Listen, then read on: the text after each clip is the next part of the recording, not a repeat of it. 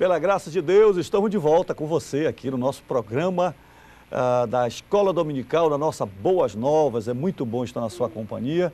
Eu estou aqui com a minha classe eletrônica e eu quero que você os conheça. Temos aqui o Jadiel, temos a Laísa, temos aqui o Davi, o Marcos ali atrás, a Suzana e também o Mateus. Prontos para estudarmos a palavra de Jesus? Você que está em casa, nós estamos estudando a nossa lição, aliás, a nossa revista sobre doutrinas bíblicas, fundamentos da verdade. Além de uma revista, é uma matéria do nosso conteúdo, programa de educação cristã continuado na nossa escola dominical. Além do conhecimento bíblico, você também estuda teologia e também recebe o teu diploma em teologia básica. Você pode entrar no site, você tem todas as informações de como fazer parte desse grande projeto que utiliza a escola dominical para conhecer a palavra de Deus e também você ter o seu diploma básico em teologia. Bem, nós já estamos na 10ª lição desta nossa revista sobre doutrinas bíblicas, fundamentos da verdade, e hoje nós vamos estudar a igreja, o povo de Deus. Pega aí a sua Bíblia, já estou com a minha Bíblia aqui do Centenário, pronto para nós iniciarmos a palavra do Senhor Jesus. Eu já estou aqui com o meu roteiro, que é a revista do trimestre, já falei para você aqui no meu tablet, aqui, mas você pode adquirir a sua revista também em papel. Estão prontos aí, pessoal? Vamos lá, a lição de número 10, assunto da lição. Igreja, o povo de Deus. Quando falamos de igreja, povo de Deus, eu quero mostrar aqui para vocês o que é que nós vamos estudar hoje. No primeiro tópico, vamos estudar sobre a natureza da igreja, definição, origem, identificação da igreja. Vamos estudar sobre a existência da igreja, os membros, os líderes da igreja, as principais ordenanças da igreja. E no terceiro tópico, nós vamos estudar sobre a missão da igreja, adoração a Deus, comunhão, evangelização e discipulado. Vamos para o nosso texto áureo? Nosso texto áureo está em Efésios capítulo 3, verso 10. Texto áureo. Para que, pela igreja, a multiforme sabedoria de Deus se torne conhecida, agora dos principados e potestades nos lugares celestiais. Efésios 3:10. Efésios 3:10. Já nesse texto áureo a gente já começa a ver o impacto do poder de Deus na igreja. Observe que o papel da igreja não é somente na terra, mas também a Bíblia diz que os principados e potestades nos lugares celestiais, ou seja, os demônios, principados, recebem o poder da igreja. E você é a igreja. Então, algo tremendo. Vamos estudar hoje. E a nossa verdade prática?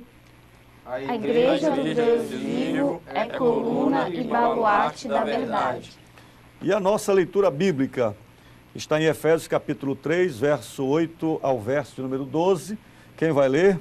Eu vou ler, pastor. A Suzana, nos ajuda aí, Suzana. Que diz assim: a mim, o menor de todos os santos, me foi dada esta graça de pregar aos gentios o evangelho das insondáveis riquezas de Cristo e manifestar qual seja a dispensação do mistério desde os séculos oculto em Deus, que criou todas as coisas, para que pela igreja a multiforme sabedoria de Deus se torne conhecida agora dos principados e potestades nos lugares celestiais, segundo o eterno propósito que estabeleceu em Cristo Jesus, nosso Senhor, pelo qual temos ousadia e acesso com confiança mediante a fé nele.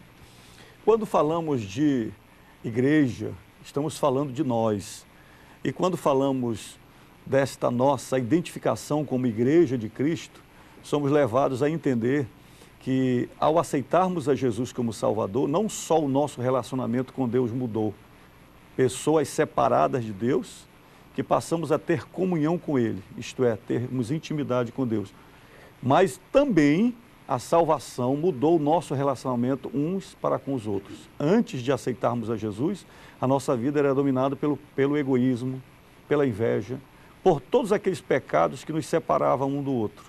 Mas através do Senhor Jesus Cristo, nós fomos unidos um ao outro. Isto é, os nossos relacionamentos foram restaurados. Por quê? Porque o ser humano é um ser social. Deus criou o homem para viver em comunhão um com o outro. Não só o pai com o filho, a mãe com o filho, mas também nós vivermos plenamente o amor ao próximo.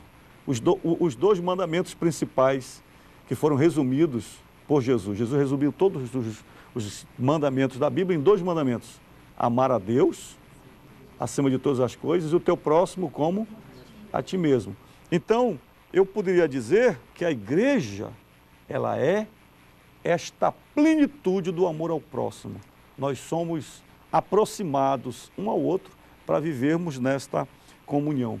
E quando nós falamos de amor ao próximo, nós estamos referindo à igreja.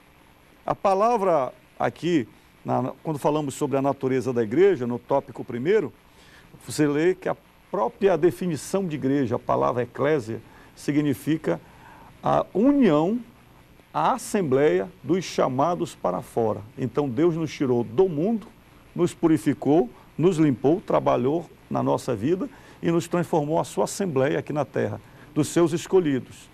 E esta palavra igreja se refere tanto à igreja geral de Cristo, constituída por todos os membros na face da terra, que nós chamamos de corpo místico de Cristo, formado pelos americanos, pelos chineses, japoneses, pelos brasileiros, africanos, pelos asiáticos. Então é a igreja geral de Cristo em toda a terra. Mas também a palavra igreja se refere à igreja local, à igreja visível, à igreja onde você se congrega. Neste caso, a Assembleia de Deus é uma igreja local, a Igreja Batista é uma igreja local. Então, todas as igrejas são igrejas locais, são as expressões visíveis do corpo de Cristo. Alguém mais queria acrescentar alguma coisa sobre esse primeiro tópico, antes de a gente avançar? Eu posso, pastor. Eu achei interessante quando ele trata sobre a origem da igreja, é que antes da fundação do mundo, Deus já havia nos escolhido. E uma coisa que eu não sabia é que, historicamente, a Igreja de Cristo nasceu no dia de Pentecostes, através da descida do Espírito Santo, como fala lá em Atos 2 também. É verdade. Olha, você falou uma coisa assim muito interessante, Laís, é que a igreja surgiu no coração de Deus antes da fundação do mundo. É interessante isso. Se você ler Efésios capítulo 1, verso 4 a 7, diz que Deus, antes de criar o mundo, já tinha projetado a igreja. Isto é, antes de Jesus vir ao mundo ou anunciar, edificaria a minha igreja, as portas do inferno não prevalecerão contra ela, isso já estava no coração de Deus, né? Já estava no coração de Jesus. Então ela nasceu na eternidade. Jesus é o Cordeiro de Deus, morto antes da fundação do mundo, dito pelo apóstolo Pedro. E esta igreja só veio a existir historicamente no dia de Pentecostes. Jesus morreu na cruz, ele foi assunto aos céus e depois derramou sobre nós o Espírito Santo, conforme ele prometeu em João capítulo 14, verso 26, como ele prometeu em João capítulo 15, a descida do Espírito Santo.